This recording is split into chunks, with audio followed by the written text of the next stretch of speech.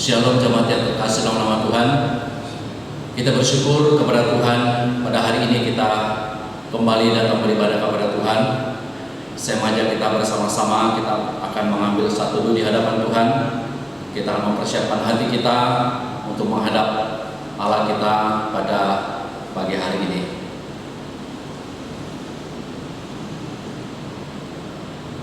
Firman Tuhan berkata demikian. Pujilah Tuhan hai jiwaku, pujilah namanya yang kudus hai segenap batinku. Pujilah Tuhan hai jiwaku, dan janganlah lupakan segala kebaikannya. Dia yang mengampuni segala kesalahanmu, yang menyembuhkan segala penyakitmu. Dia yang menebus hidupmu dari lubang kubur, yang memkotai engkau dengan kasih dan setia dan rahmat. Mari kita bersama-sama kita menyambut ibadah kita naikkan pujian Tuhan berada di bait suci-Nya.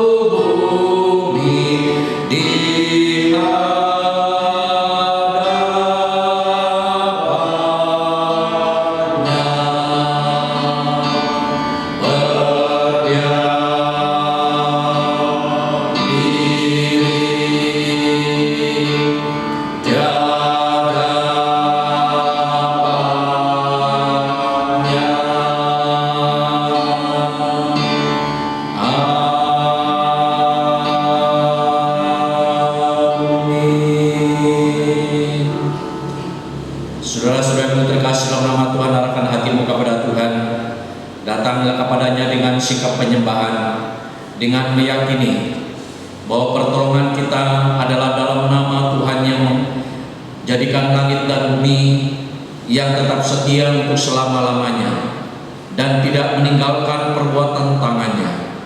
Kasih karunia dan damai sejahtera dari Allah Bapa kita dan dari Tuhan Yesus Kristus dan urapan kuasa Roh Kudus menyertai ibadah kita hari ini. Amin.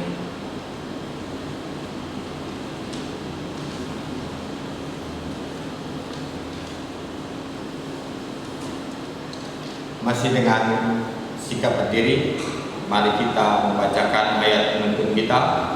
Seperti biasa kita membacakan ayat penuntun sebanyak 2 kali. Ayat penuntun terdapat di dalam Yohanes 12 ayat 26. 2, 3. Barang siapa melayani aku, ia harus mengikut aku, dan di mana aku berada, di situ pun pelayanku akan berada. Barang siapa melayani aku, ia akan dihormati Bapa. Barang siapa melayani aku, ia harus mengikut aku, dan di mana aku berada, di situ pun pelayanku akan berada. Barang siapa melayani aku, ia akan dihormati Bapa. Demikian ayat penuntun kita. Selanjutnya kita akan mengucap syukur atas pimpinan penyertaan Tuhan dalam segenap kehidupan kita. Seperti kita ketahui, saat ini kita dicekam rasa ketakutan. Kita tidak boleh keluar rumah, kita harus mendiam diri. Bahkan kita seperti saat ini kita harus beribadah di rumah kita masing-masing, tapi itu tidak mengurangi berkat dan kasih karunia Tuhan dalam kehidupan kita. Mari kita angkat pujian pengagungan kita, sungguh besar Kau Allahku.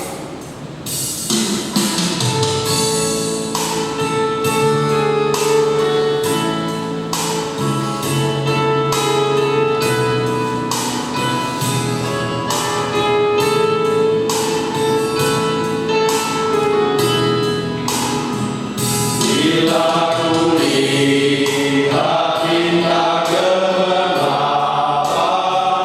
dan bunyi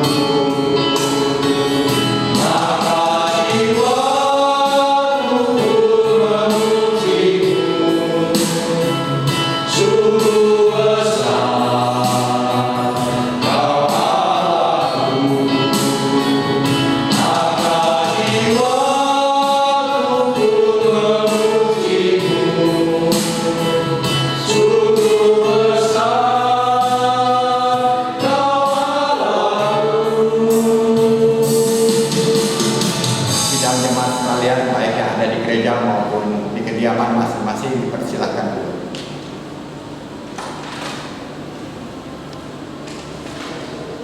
Selanjutnya, mari kita ambil saat teduh, kita datang ke hadirat Tuhan, kita mengakui segenap dosa dan kesalahan kita, agar apa yang kita lakukan saat ini semuanya boleh layak dan berkenan di hadapan Tuhan, dan apa yang sudah kita lakukan yang tidak berkenan di hadapan Tuhan, Tuhan berkenan mengampuninya. Mari kita ambil saat teduh, kita berdoa.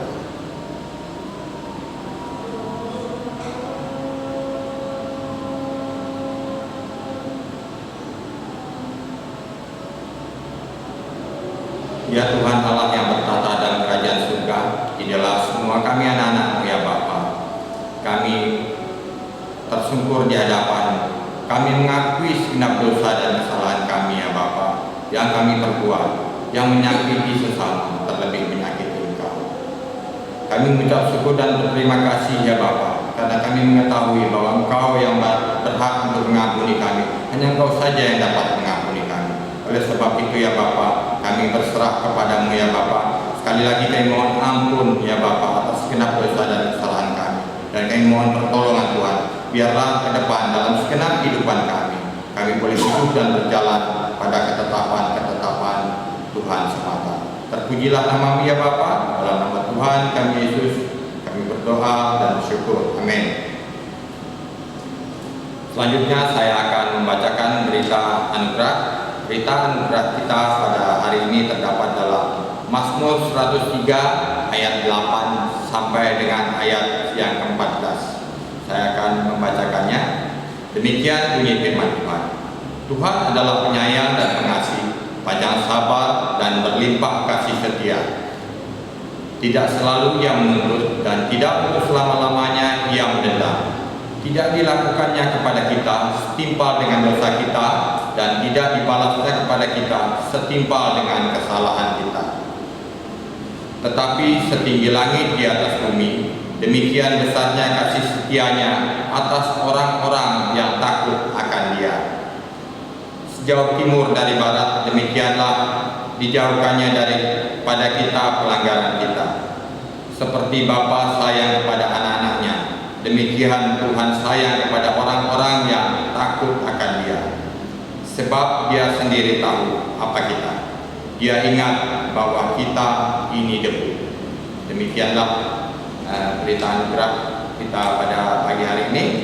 Selanjutnya mari kita sambut berita anugerah ini dengan pengucapan syukur. Kita angkat pujian, ku bersyukur Dia tebusku.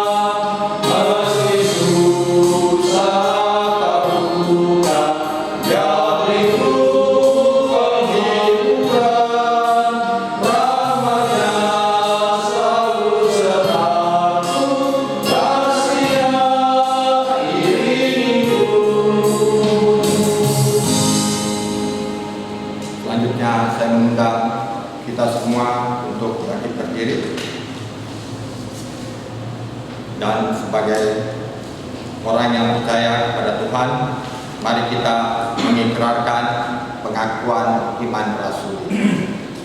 Pengakuan iman rasuli.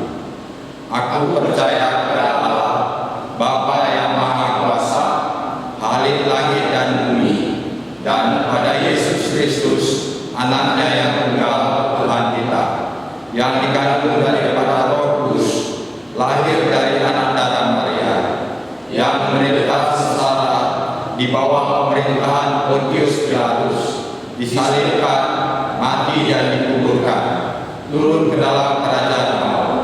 Pada hari yang ketiga, bangkit pula dari antara orang mati, naik ke surga, duduk di sebelah kanan Allah, Bapa yang Maha Kuasa, dan dari sana Dia akan datang untuk menghakimi orang yang hidup dan yang mati.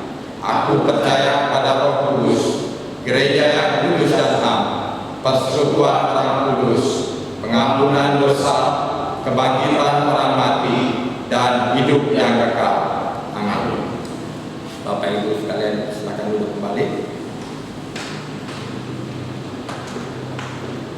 Selanjutnya kita akan mendengarkan penyampaian firman Tuhan yang akan disampaikan oleh Bapak Pendeta Yahya Acang.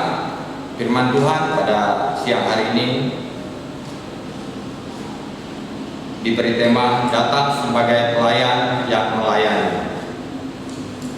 Mari kita persiapkan diri kita, mari kita persiapkan hati kita untuk mendengarkan kebenaran firman Tuhan ini.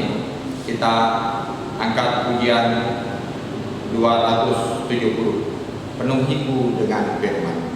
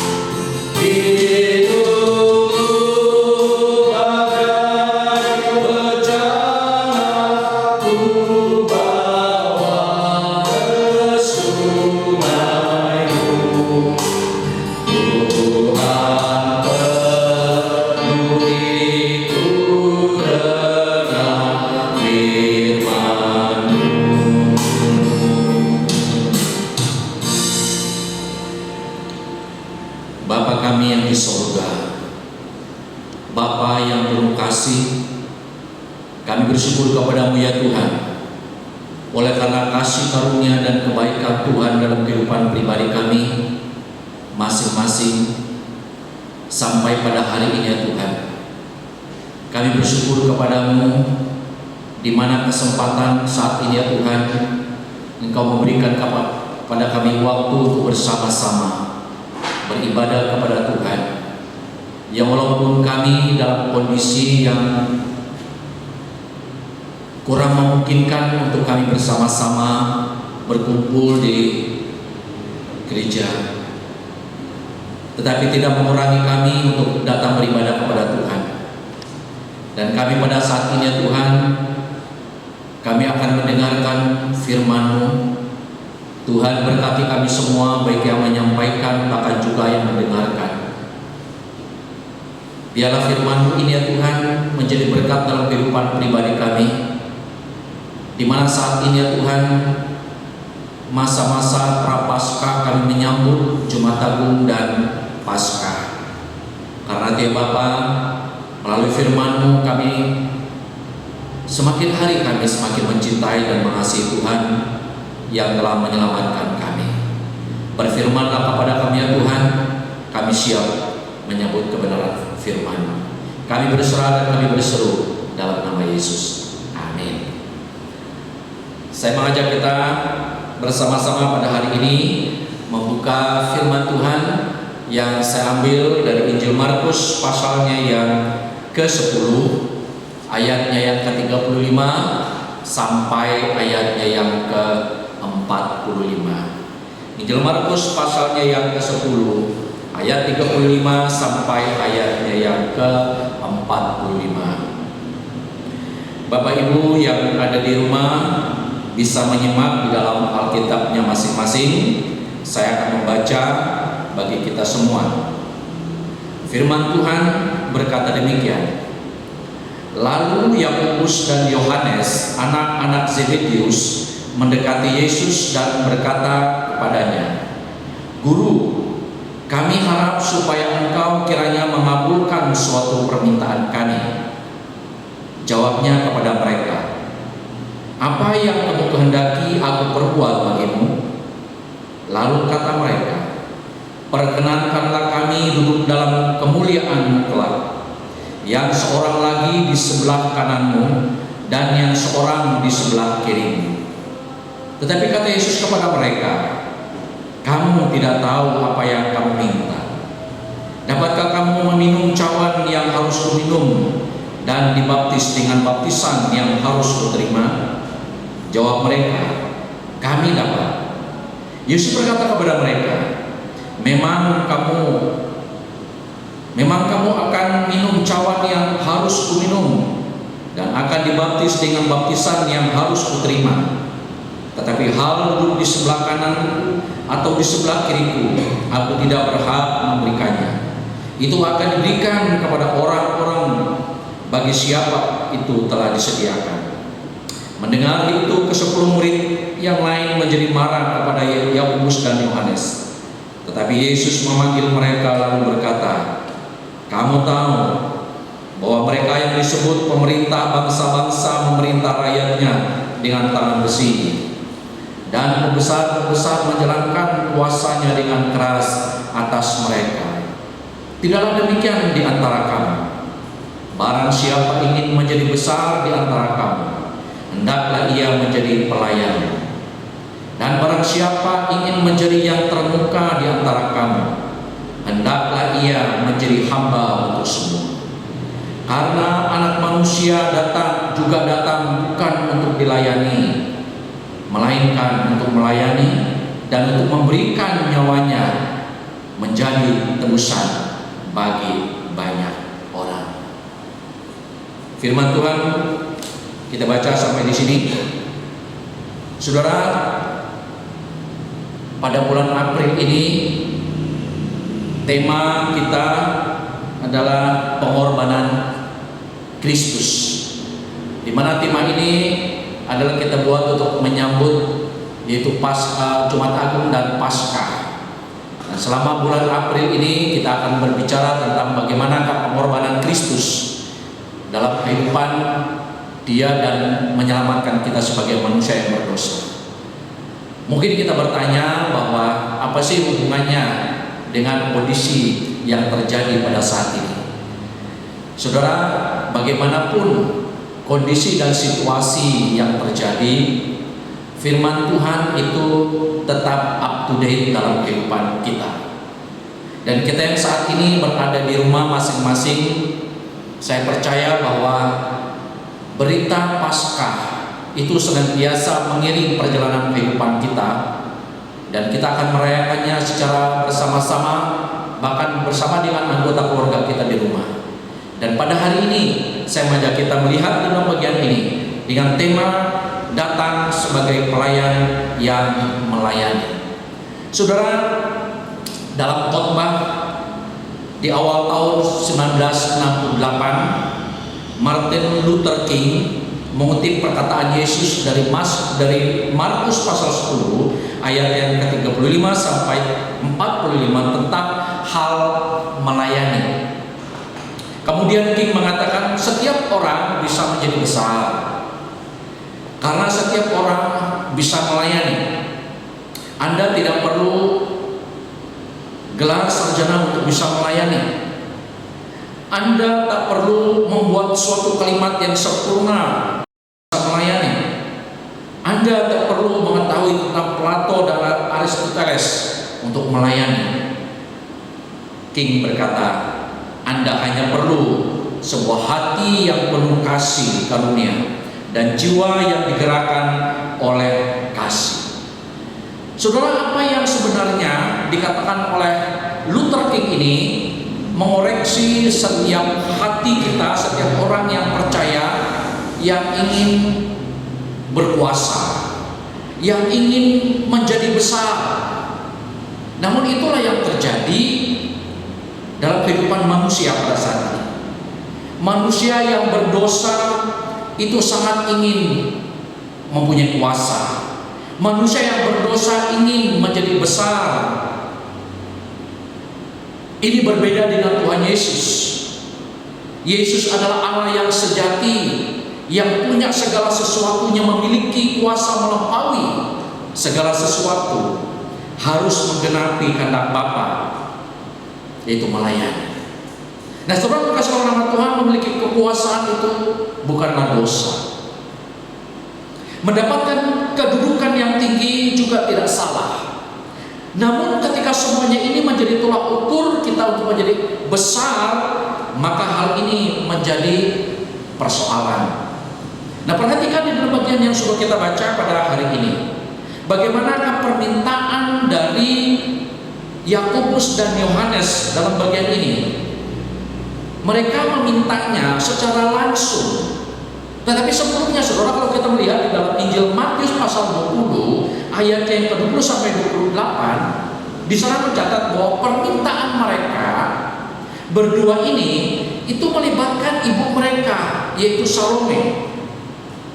Lalu pertanyaan mereka apa? Dalam bagian firman Tuhan ini dikatakan bahwa mereka ingin tempat utama atau posisi di sebelah kiri dan juga di sebelah kanan Yesus setelah Yesus bangkit.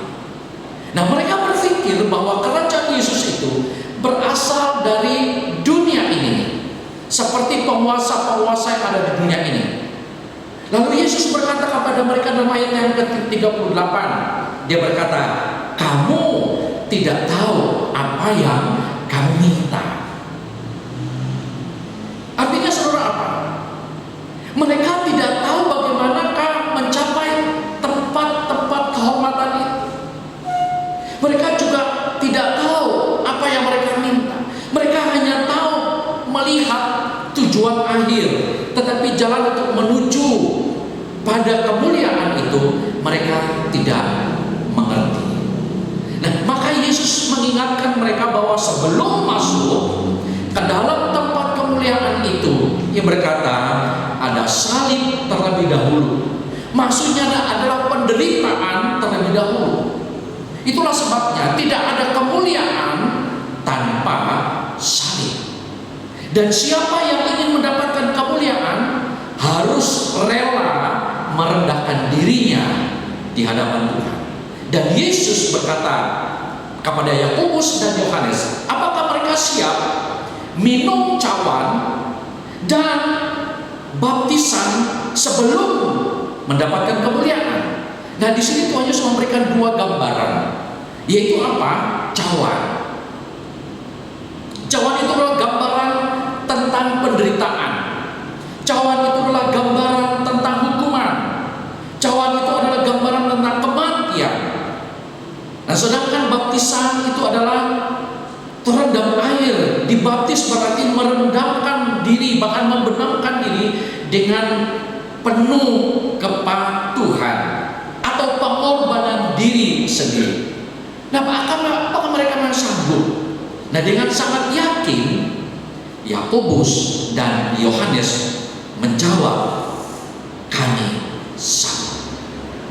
Saudara kasih oleh nama Tuhan, Yesus Kristus mengatakan setiap orang yang mau mengikut aku, dia pasti akan minum cawan yang sama dengan dia. Tetapi itu tidak berarti bahwa secara otomatis mereka mendapatkan tempat di sebelah kiri Tuhan ataupun bahkan juga di sebelah kanan Tuhan Yesus. Nah, apa dampak daripada perkataan atau permintaan kedua murid ini?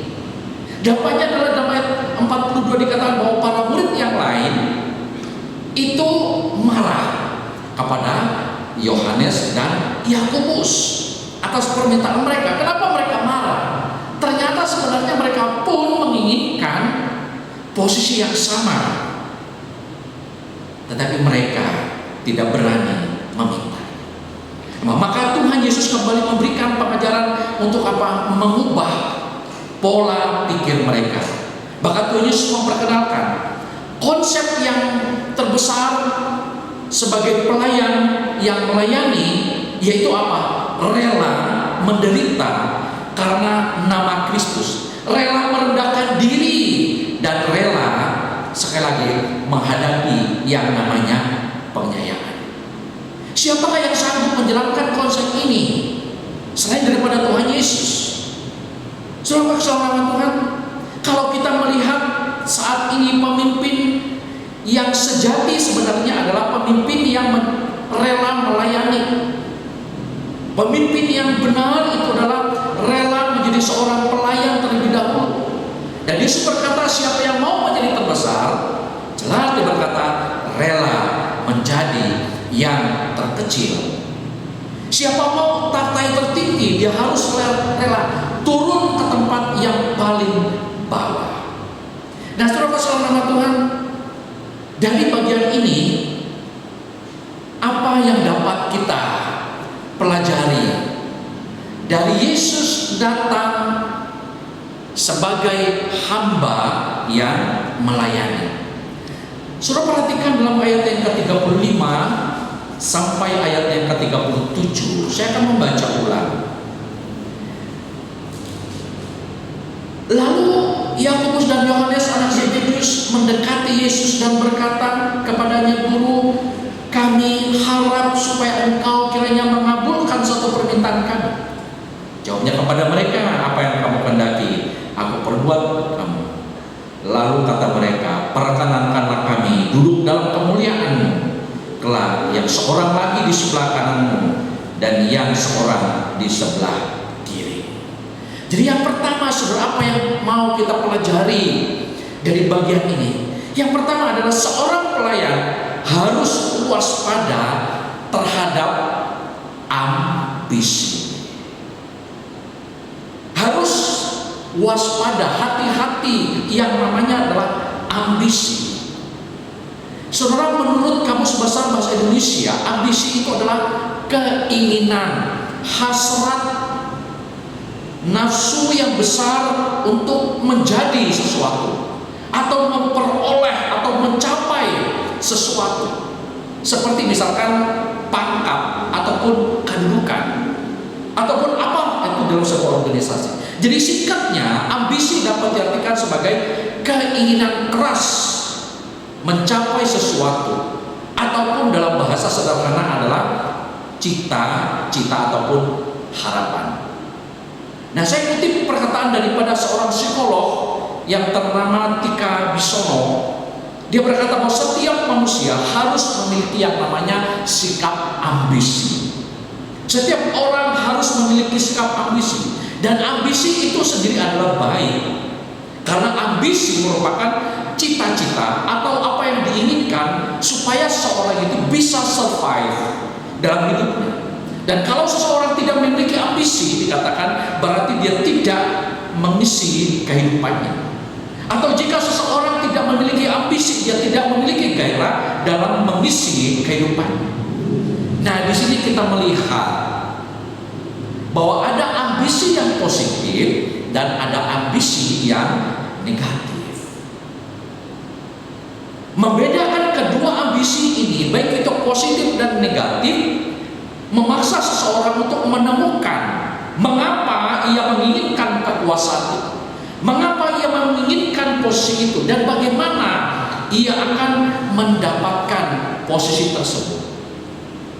Nah, begitu seseorang mendapatkan posisi, begitu seseorang mendapatkan yang namanya kekuasaan, bagaimana mereka menggunakannya.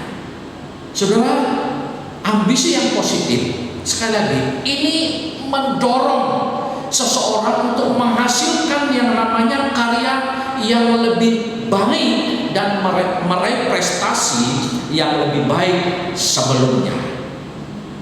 Sementara ambisi yang negatif itu adalah sesuatu ambisi yang tidak sebanding dengan potensi yang ia miliki, sehingga dia akan memaksakan, bahkan melakukan apapun cara untuk mencapai ambisi tersebut. Seringkali kita mendengar kata orang ini terlalu ambisius. Ambisius itu sendiri adalah kata sifat. Ketika disuruh menjadi kata sifat, maka itu bisa positif sekali lagi dan bisa negatif. Nah, saudara-saudara Tuhan, ambisi yang negatif ini sekali lagi, kalau ambisi kita itu sudah tidak sesuai dengan kehendak Tuhan, bahkan menyimpang dari kehendak Tuhan, maka ambisi yang negatif ini bukan menguntungkan, tetapi ini bisa menghancurkan, bahkan juga bisa salah. Itulah sebabnya saudara, ambisi yang negatif inilah yang ada dalam hati dan pikiran, yaitu Yakobus dan Yohanes.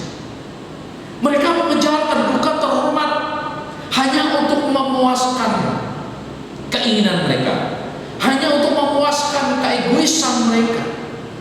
Nah, saudara, ambisi yang negatif seperti ini adalah ambisi yang merusak. Pertama, ada merusak diri kita sendiri, sekali lagi bahkan juga merusak orang lain. Saudara, pada tahun 2003 ada seorang yang bernama Michael Wiskoff. Michael Wiskoff ini adalah seorang wartawan majalah Time. Ia berangkat ke Irak bersama dengan tentara Amerika, lalu ia meliput peperangan yang terjadi di Irak. Dan tiba-tiba saudara, tidak terduga musuh melemparkan granat masuk di dalam tank lalu meledak. Dan apa yang terjadi? Tangan kanan Michael Wiskoff ini pun terluka dan harus diamputasi. Akhirnya dia kehilangan salah satu anggota tubuhnya itu sebelah kanan. Ketika ia kembali ke negaranya, lalu ia duduk, dia merenungkan, mengapa aku mau diutus ke Irak, bahkan di peperangan yang terjadi di sana, sehingga aku saat ini mengalami yang namanya cacat. Akhir daripada perenungannya, dia menemukan satu jawaban, yaitu ambisi. Michael Wiskoff ini ingin menaikkan pamornya supaya apa, saudara? Supaya ia dikenal sebagai jurnalis yang hebat. Karena ambisinya ini, saudara, maka apa yang terjadi? Dia menyesal. Saudara kasih nama Tuhan, tak salah kalau saudara dan saya punya ambisi. Tadi saya mengatakan bahwa ambisi yang positif itu baik. Bahkan semua orang punya yang namanya ambisi. Bahkan untuk memajukan pelayanan gereja, supaya gereja itu berkembang, itu membutuhkan orang-orang yang punya ambisi yang positif, punya ambisi yang baik untuk memajukan pelayanan atau kemuliaan bagi nama Tuhan. Namun masalahnya adalah kemana ambisi kita itu diarahkan? Ambisi itu bagaikan api, saudara. Bisa membakar semangat, menggairahkan kita untuk mencapai visi ke depan. Tetapi ambisi itu sekali lagi juga bisa menghanguskan. Ambisi egois menghasilkan persatuan, tapi ambisi positif itu mempersatukan. Lalu pertanyaannya adalah, sudah benarkah arah ambisi kita? Adakah kita mencari, bahkan mengejar yang namanya ambisi-ambisi yang positif, ambisi yang besar untuk kemuliaan bagi nama Tuhan, atau ambisi pribadi kita? Ada begitu banyak orang yang punya ambisi yang negatif, sehingga dia menghalalkan segala cara, sekali lagi, untuk kepentingan pribadi. Ada begitu banyak orang yang lugu, bahkan diperalat oleh orang-orang yang seperti ini. Itulah sebabnya kita belajar memasuki masa prapaskah. Kita belajar dari Tuhan Yesus. Ia adalah Allah yang punya segala sesuatunya, tapi dia tidak berambisi. Kontras dengan murid-murid. Nah, saudara kasih Tuhan, ini akan jadi permohonan kita dalam kita menghadapi yaitu masa raya Paskah. Saudara kasih Tuhan, ini akan menjadi pegangan dalam kehidupan pribadi kita, supaya kita semakin hari kita semakin memiliki yang namanya adalah kerendahan hati, punya ambisi yang baik, ambisi yang positif untuk kemuliaan bagi nama Tuhan, membawa kita untuk melakukan yang terbaik untuk Tuhan. Yang kedua, dalam ayat yang ke-43 berkata demikian, tetapi Yesus memanggil mereka lalu berkata, kamu tahu bahwa mereka yang disebut pemerintah, bangsa-bangsa memerintah rakyatnya dengan tangan besi, dan pembesar-pembesarnya menjalankan kuasanya dengan keras atas mereka. Yang kedua, apa yang dapat kita pelajari dari firman Tuhan pada saat ini? Yang kedua, seorang pelayan harus memiliki hati melayani seperti Yesus. Saudara dan saya adalah pelayan Tuhan.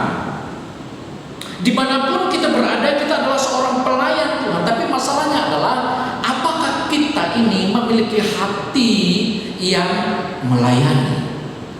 Saudara kasih nama Tuhan, kalau kita melihat dalam Injil Yohanes pasalnya yang ke-13 ayat 4 dan 5 dijelaskan, pada saat perjamuan terakhir bangunlah Yesus dan menanggalkan jubahnya.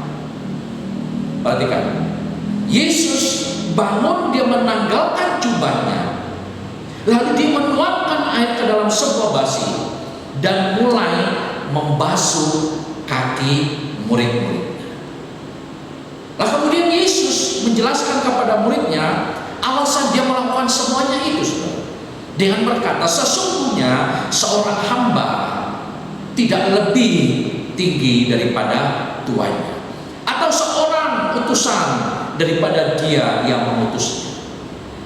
Dia juga berkata, aku ada di tengah-tengah kamu sebagai pelayan. Luar biasa perkataan Tuhan Yesus. Dia menanggalkan jubah kebesarannya. Dia mencuci kaki murid-muridnya. Sekali lagi dia berkata, aku ada di antara kamu sebagai pelayan. Saudara pasal menonton, jika Yesus Kristus saja tidak keberatan melakukan pekerjaan yang rendah, karena kita tahu bahwa Yesus mempunyai dua natur, yaitu Allah yang sejati, yang punya segala sesuatu yang ada dalam kerajaan surga. Dia bertahta di surga, tetapi dia memiliki hati seorang hamba dan manusia yang sejati. Saudara kasih Tuhan, kita pun sepatutnya tidak keberatan untuk apa, saudara? Untuk merendahkan diri kita untuk melayani sesama kita. Wujud kita sebagai anak Tuhan, sebagai orang yang percaya, Allah kita adalah Tuhan kita, dan kita adalah sebagai hamba. Dan ketika kita melayani, kita melakukannya itu dengan tulus hati, bukan dengan keterpaksaan. Miliki hati yang melayani seperti Yesus. Ketika kita memiliki hati yang melayani, kita bukan hanya ingin dilihat oleh manusia, kita bukan hanya ingin mendapatkan tepuk tangan dari manusia, tapi kita melayani Tuhan. Hanya Tuhan yang akan melihat motivasi ketika kita melayani. Sikap seorang hamba adalah sikap yang tidak menyombongkan diri. Sikap seorang hamba adalah sikap yang rendah hati, walaupun secara struktural mungkin ia adalah seorang kepala perusahaan. Walaupun mungkin di gereja dia mendapat posisi dalam gereja, tapi dia seorang pelayan yang rendah. Inilah yang Tuhan Yesus ajarkan kepada setiap orang percaya. Untuk apa? Melayani seperti dia melayani.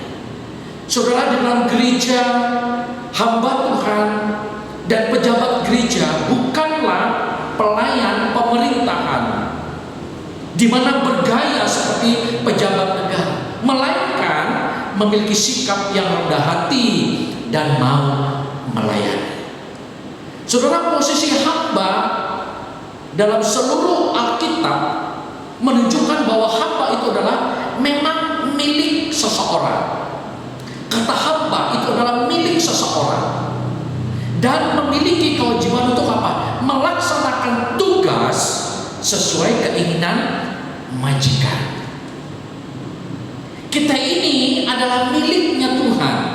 Setelah kita diselamatkan oleh Tuhan, dulu kita adalah hamba dosa dan Tuhan mengangkat kita, menyelamatkan kita, dan kita hanya melayani. Kita ini milik Tuhan. Saudara, kita pun juga melaksanakan yang namanya adalah amanat Tuhan dalam kehidupan kita untuk melayani Tuhan dan sesama. Namun saudara, Yesus mengangkat derajat hamba yang dulu dipandang rendah, yang semulanya adalah objek penderita, milik majikan, dan selalu mendapatkan perlakuan yang tidak baik dari majikannya. Tuhan angkat menjadi pelaku. Dulu adalah hamba yang rendahan, dia akan menjadi seorang pelaku, dan Yesus menghargai pekerjaan hamba yang tidak dikenal dengan mengerjakan pekerjaan sesuai dengan tugas yang diberikan. Kita perhatikan Tuhan Yesus, dimanapun Tuhan Yesus pergi, saudara, dia tidak membanggakan diri. Dia melayani, bahkan dia berkata kepada orang, jangan sampai kamu menceritakan kepada siapa-siapa. Saudara, ini adalah bagaimanakah Tuhan menempatkan dirinya adalah sebagai pelayan yang melayani, rela tidak dikenal, rela tidak dihargai, dan dia hanya taat kepada Sang Bapa. Saudara, kasih nama Tuhan, saya kutip perkataan seorang yang bernama Walter Poss. Dia menggambarkan hamba dan pelayan itu adalah pembesar dalam kerajaan Allah. Maka Yesus berkata dalam bagian ini, hai hambaku yang baik dan setia.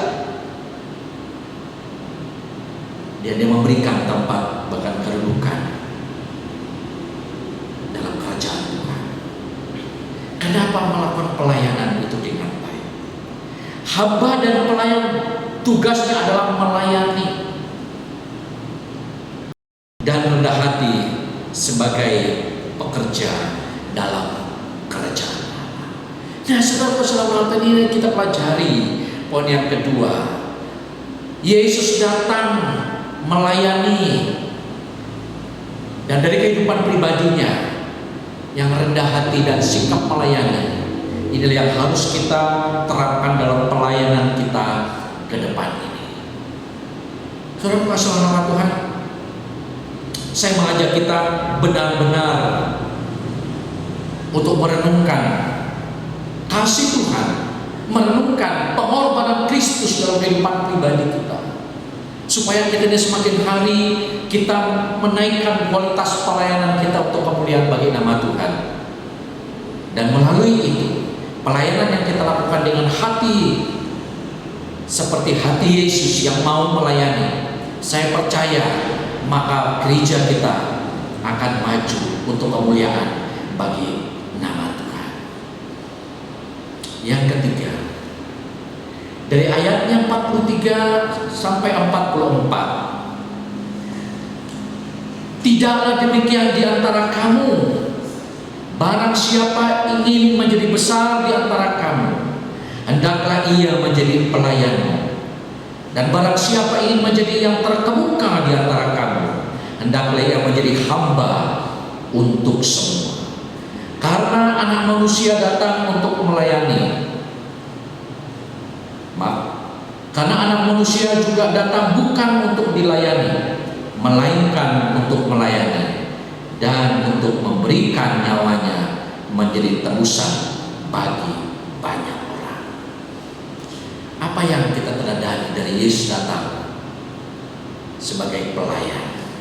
Yang terakhir adalah seorang pelayan harus menjadi hamba untuk semua. Maka sekali di sini berkata, barang siapa ingin menjadi yang terkemuka, yang besar di antara kamu, maka dengan hendaklah ia menjadi hamba untuk semua. Nah, saudara kasih dalam Tuhan, Yesus menggunakan dua kata dalam bagian ini.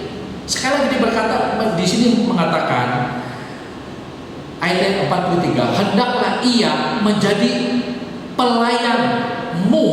Kata pelayan itu adalah diakonio, berarti menyediakan makanan di atas meja majikan. Orang yang melakukannya itu disebut adalah diakonos, dan pekerjaan itu disebut adalah diakonia. Melayani orang, melayani orang lain, rela mendapat kedudukan yang rendah. Sedangkan dalam 1 Petrus pasal 4 ayat ke-10, kata diakonio berarti apa? Menggunakan karisma yang ada pada dia untuk kepentingan dan kebaikan orang lain. Seorang diakonos melakukan pelayanan dengan karisma yang ada pada dia untuk melakukan pelayanan kepentingan untuk orang lain. Saudara, Rasul Paulus mengungkapkan pekerjaannya sebagai seorang apa, saudara? Diakonia. Dia menganggap dirinya seorang diakonia dan dirinya sebagai diakonos. Pelayan yang dia lakukan itu adalah diakonia. Dirinya adalah seorang diakonos bagi Kristus dan juga bagi orang yang ia layani. Lalu kata yang kedua dalam bagian ini, dalam ayat 44 dia berkata, hendaklah ia menjadi hamba untuk semua. Yang pertama adalah diakonia, pelayan yang melayani. Yang kedua itu adalah hamba, doulos, menghambakan diri, atau seorang budak. Di mana juga dalam bagian ini Paulus menggambarkan bahwa kita dulu adalah hamba dosa. Kita dulu adalah budak dosa. Tetapi kita dibebaskan oleh Kristus. Di atas kayu salib, seluruh hutang dosa kita ditanggung Kristus di atas kayu salib. Dan pada saat itu kita telah dibebaskan. Setelah kita dibebaskan dari kutuk dosa, kita menghambakan diri kita bagi Kristus. Saudara kasih nama Tuhan, ini begitu luar biasa. Yesus adalah Allah yang punya segala sesuatunya dalam kerajaan Allah. yang punya takhta di surga. Kita berkata dalam Filipi pasalnya yang kedua ayat 5 sampai 7. Walaupun dia mempunyai rupa Allah, namun dikatakan dia mengosongkan dirinya. Dia mengosongkan dirinya, dia menanggalkan atribut kealahannya. Dia mengambil rupa sebagai seorang hamba, yaitu tulos. Saudara kasih Tuhan, apa sebabnya kita didorong untuk melayani Tuhan dan sesama? Dasarnya adalah karena Yesus sendiri melayani. Seluruh hidup Yesus selama 33 tahun ditandai dengan jiwa melayani. Tujuan hidup Yesus bukan untuk mendapatkan pelayanan. Itulah sebabnya dalam ayat yang ke-45 dia berkata, Anak Manusia datang bukan untuk melayani, untuk dilayani, tetapi melayani. Sekali lagi bahwa tujuan hidup Yesus bukan untuk mendapatkan pelayanan, melainkan memberi pelayanan. Manusia suka dilayani. Bukankah kita di gereja kita suka dilayani? Tetapi kita tidak mau melayani. Perhatikan kehidupan Tuhan Yesus. Ia datang ke dalam dunia sekali lagi bukan untuk dilayani. Beda dengan manusia. Beda dengan saudara dan saya yang ingin dilayani. Kalau kita pergi ke rumah makan ataupun kita ke restoran, kita dilayani. Oh, senang kita dilayani. Itulah manusia. Kalau kita melihat di seluruh hidup Yesus, sekali lagi bukan dilayani, tetapi sekali lagi dia melayani. Dalam bagian Alkitab lain menggambarkan bahwa Yesus sebagai Tuhan yang berkuasa. Namun di bagian Alkitab yang lain adalah Tuhan yang melayani, yang menghambakan diri. Saudara kasih nama Tuhan, Ia yang terbesar dalam kerajaan Allah turun ke dalam dunia ini menjadi pelayan, doulos, bahkan dia berkorban bagi kita. Oleh karena itu para murid itu ditantang untuk meneladani daripada Yesus, untuk merendahkan diri di hadapan, melayani dan memberikan diri bagi sesama.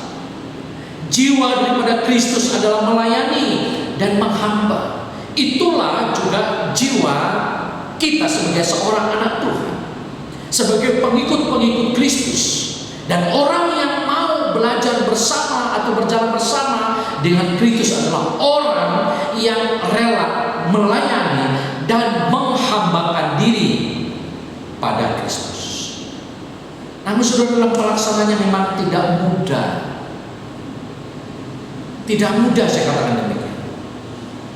Sebagaimana kita lihat dalam pelayanan Yesus, banyak menghadapi yang namanya resiko. Melayani bukan sekedar bersibuk sana sini, bukan pula sekedar kita memberi diri ini dan itu. Melayani itu adalah sekali lagi mengosongkan diri dan menempatkan kepentingan sendiri di bawah kepentingan Tuhan dan kepentingan orang lain yang lebih utama. Hari ini saya mengajak kita bersama-sama, Bapak Ibu yang mendengarkan firman Tuhan di rumah, saya mengajak kita bersama-sama untuk merendahkan hati kita di hadapan Tuhan dalam masa-masa raya Paskah, yang walaupun mungkin nanti kita tidak dapat merayakannya secara bersama-sama di gereja, oleh karena situasi dan kondisi yang pada saat ini kita lihat di tengah-tengah dunia dan Indonesia pada saat ini. Tapi saya percaya bahwa karya Tuhan dalam kehidupan pribadi kita masing-masing itu tetap relevan dalam kehidupan kita. Saya mengajak kita bersama-sama, kita merenungkan kasih Tuhan dalam kehidupan pribadi kita, pengorbanan yang Tuhan yang begitu luar biasa datang ke dalam dunia melayani kita sebagai manusia yang berdosa.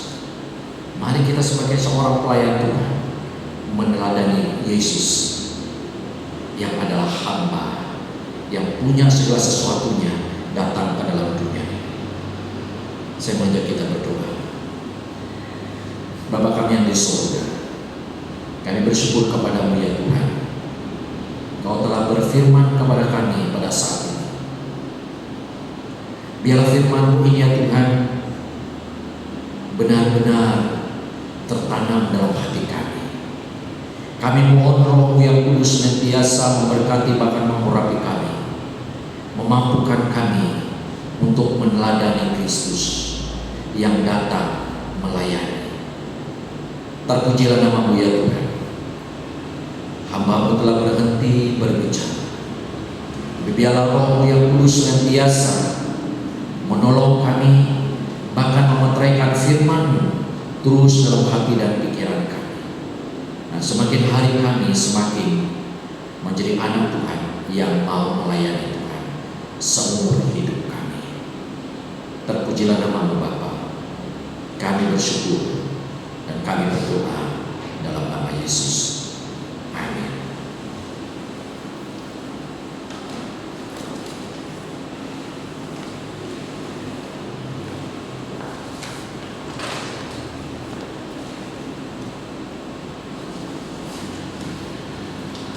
Demikianlah kebenaran firman Tuhan yang sudah disampaikan kepada kita semua. Di sini kita diingatkan kembali bagaimana Tuhan mengasihi, Tuhan datang ke dunia ini untuk melayani kita. Bagaimana dengan kita? Itu mungkin hal yang perlu kita renungkan dalam kehidupan kita. Selanjutnya kita akan merespon daripada kebenaran firman Tuhan ini, daripada berkat-berkat yang Tuhan sudah berikan kepada kita dalam segenap kehidupan kita. Kita akan menjalankan persembahan. Namun sebelum kita menjalankan persembahan, ada hal yang mungkin ingin saya sampaikan, bahwa ada pertanyaan mungkin dari Bapak Ibu Saudara sekalian yang di rumah, bagaimana kami memberi persembahan karena kami berada di rumah. Bapak Ibu dapat memberikan atau mengisi persembahan Bapak Ibu dalam amplop dan dapat menyerahkannya ke gereja pada saat mungkin kondisi sudah lebih kondusif daripada sekarang, atau Bapak Ibu dapat menyerahkannya melalui nomor rekening yang mungkin sudah disampaikan oleh bendahara kita. Itu mungkin yang dapat saya sampaikan. Mari kita menjalankan persembahan kita. Kita angkat pujian nomor 50.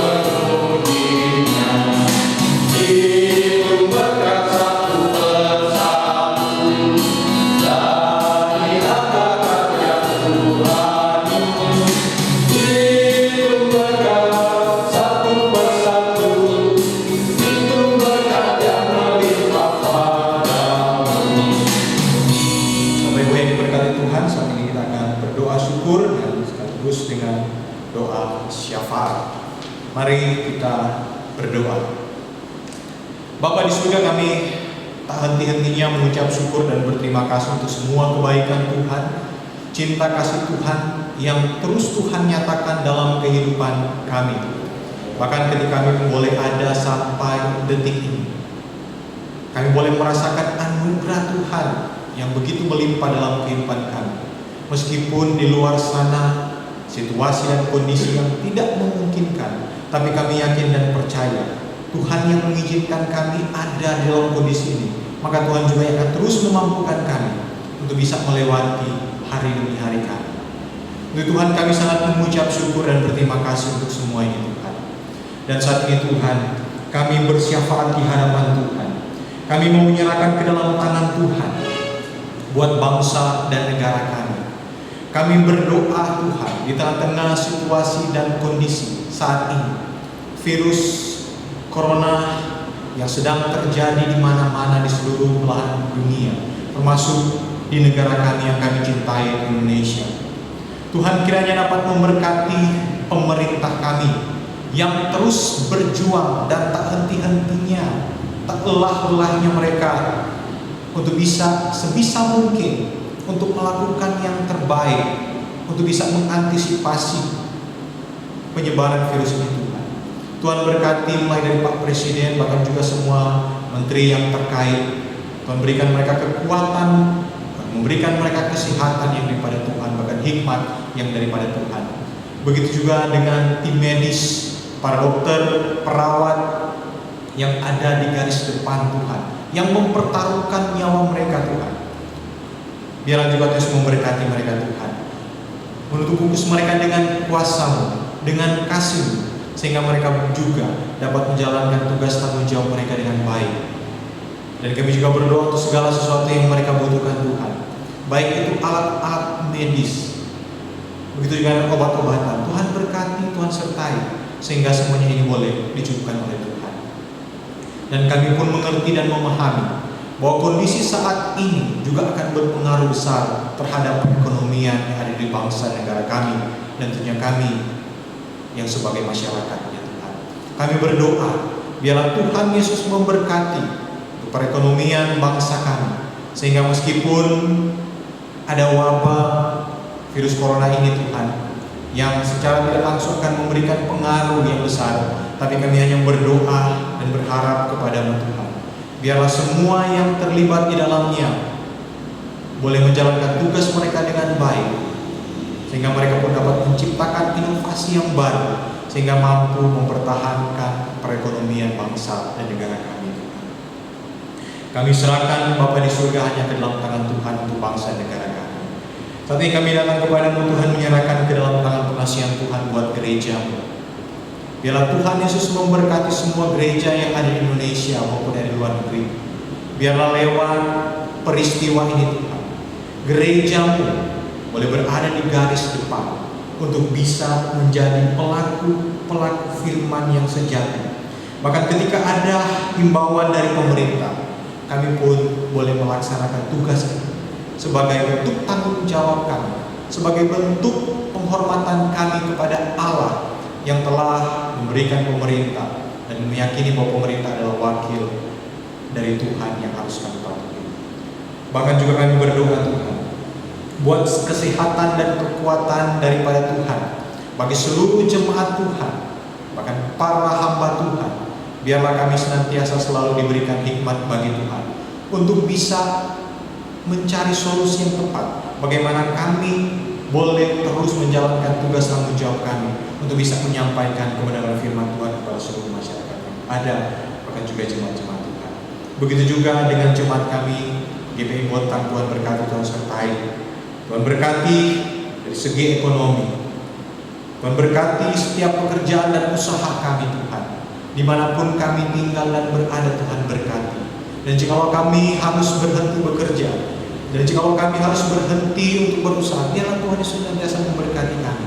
Kami percaya bahwa tangan Tuhan yang luar biasa sanggup memenuhi setiap kebutuhan yang kami butuhkan. Bapak di surga, kami juga berdoa dalam tangan pengasihan Tuhan buat keluarga-keluarga kami yang saat ini sedang bergumul dengan sakit penyakit. Kami berdoa secara khusus buat saudari kami Grady yang saat ini sedang terbaring sakit di rumah sakit PKB Bontang. Tuhan memberkati apa yang saat ini dia alami Tuhan. Kami tidak tahu apa yang sedang dialami, tapi kami percaya Tuhan jauh lebih mengetahuinya Tuhan. Untuk Tuhan kami berdoa dalam nama Yesus Kristus. Biarlah Tuhan sendiri akan memberikan pemulihan dan kesembuhan Tuhan memberkati para dokter, para tim medis, bahkan juga obat-obatan yang dipakai, sehingga ini pun boleh mempercepat proses pemulihan dan kesembuhan yang bersifat dari Tuhan. Berkati mamanya yang senantiasa mendampingi, begitu juga dengan oma dan opanya. Tuhan berikan kekuatan, Tuhan berikan pengharapan yang berasal daripada Tuhan, dan henti-hentinya selalu berharap kepada Tuhan. Kami juga berdoa buat saudara ponakan dari Ibu Ferry, Yonatan Topan, yang saat ini juga mengalami sakit penyakit, yang saat ini sedang dirawat di rumah sakit panti Nirmala Malang. Tuhan juga dapat memberkati, menyertai. Tuhan tahu apa yang saat ini dialami, biarlah kesembuhan yang daripada Tuhan, kasih daripada Tuhan akan terus menjadi bagian dari kehidupan dari saudara kami Yonatan Topan, sehingga pun dia pun boleh mendapat kesembuhan yang daripada Tuhan.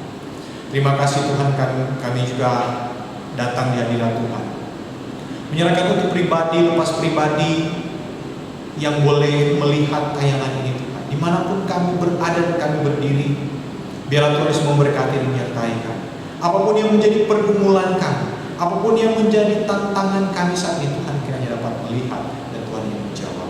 Dan biarlah setiap pergumulan yang kami hadapi meyakinkan kami bahwa ada tangan Tuhan yang luar biasa yang siap menolong kami. Bapa di surga, kami juga sangat mengucap syukur karena tadi kami juga boleh memberikan sebagian dari apa yang kami miliki. Biarlah Tuhan Yesus memberkati sehingga persembahan yang kami beri dapat memperlebar kerajaan Engkau. Terima kasih Bapa di surga. Kami serahkan semua doa, ucapan syukur dan syafaat kami hanya ke dalam tangan pengasihan Tuhan. Dan biarlah Tuhan Yesus akan mendengar dan Tuhan pun akan menjawab sesuai dengan waktu Tuhan dan sesuai dengan apa yang Tuhan pandang baik dalam kehidupan kami. Inilah doa kami Bapa di surga yang kami alaskan dalam anak-Mu Yesus Kristus yang telah mengajar kami berdoa bersama-sama. Bapa kami yang di surga, dikuduskanlah nama-Mu, datanglah kerajaan-Mu, jadilah kehendak-Mu di bumi seperti di surga. Berikanlah kami pada hari ini makanan kami yang secukupnya, dan ampunilah kami akan kesalahan kami, seperti kami juga mengampuni orang yang bersalah kepada kami. Dan janganlah membawa kami ke dalam pencobaan, tetapi lepaskan kami daripada yang jahat. Karena Engkau yang punya kerajaan dan kuasa dan kemuliaan sampai selama-lamanya. Amin.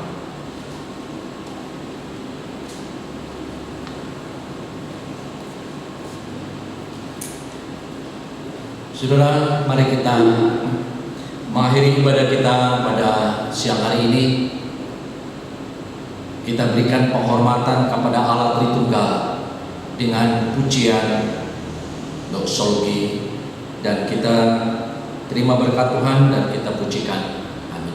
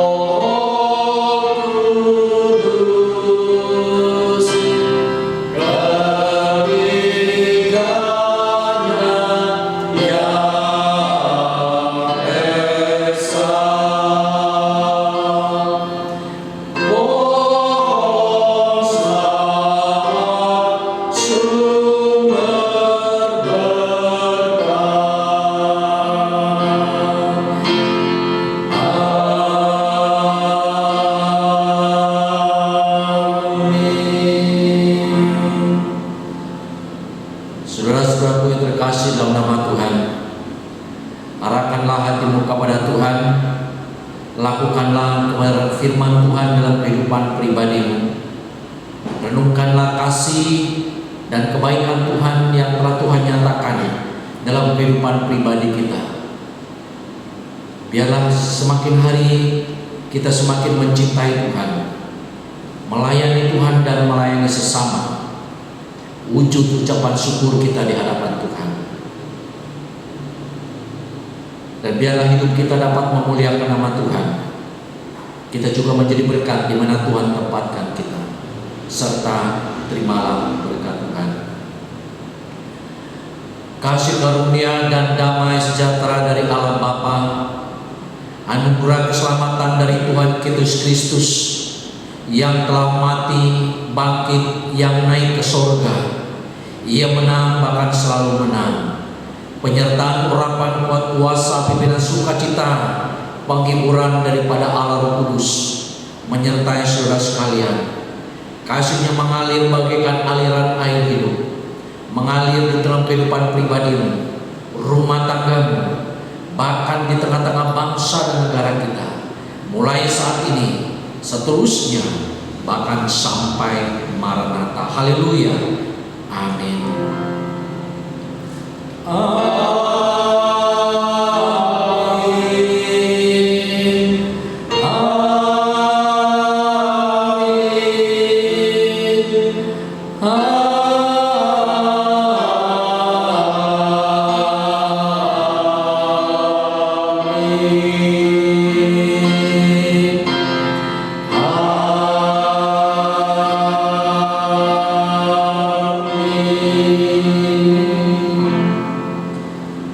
Silakan duduk. Satu dulu ibadah kita selesai. Tuhan Yesus memberkati dan selamat hari Minggu. Tetap semangat, tetap di rumah, jaga kesehatan,